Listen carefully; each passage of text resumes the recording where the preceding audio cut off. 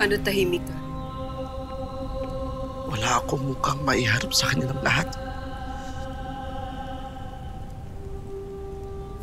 Lalo't pinakita ng iyong kapatid na Reyna kung ano isang tunay na pinuno. Hindi naman niya ako kailangang pangalagaan kay Lira Sari. Maaari ibigay na niya ako sa kanya. Iaalay ang aking buhay. Ngunit hindi niya ginawa. Hindi niya ako isinakripisyo. Kahit ako ang puno na kaguluhan na ito.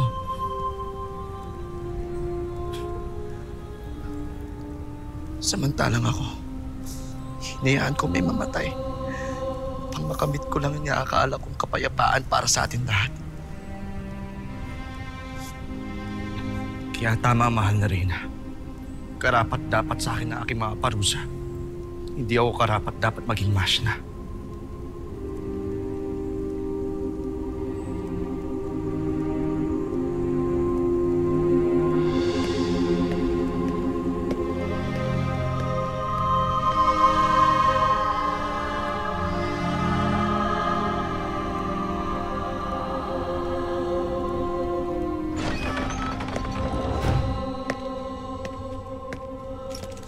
Anong kailangan ng dating masna?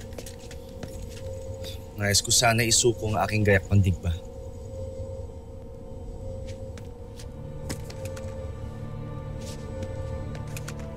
Kawal, sinabi sa akin ng ating masna Muros na nandito daw ang aking espada.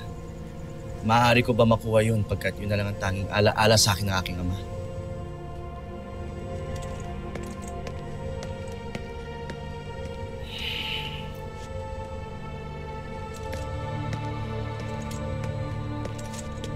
Saleshma.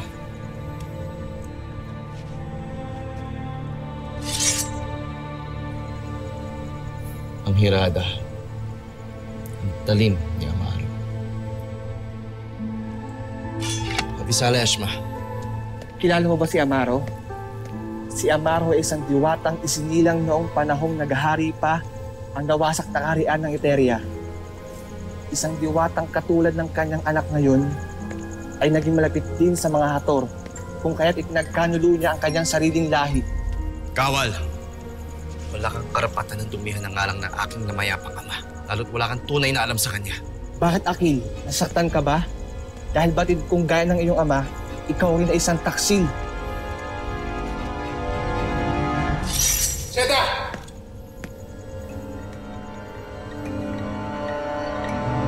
Kung karapatan ninyong putyain ng dating masna, alis kayo sa harapan ko. Alis!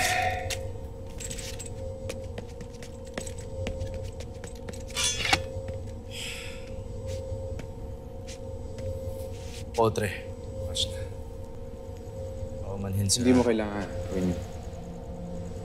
Kung hindi ikaw nag-upisa. Bago ko pa makalimutan, kaibigan. Nais sana kita batiin sa bago mong katungkulan.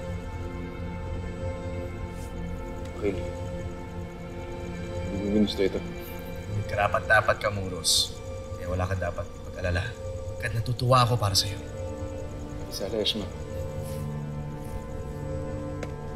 Akil.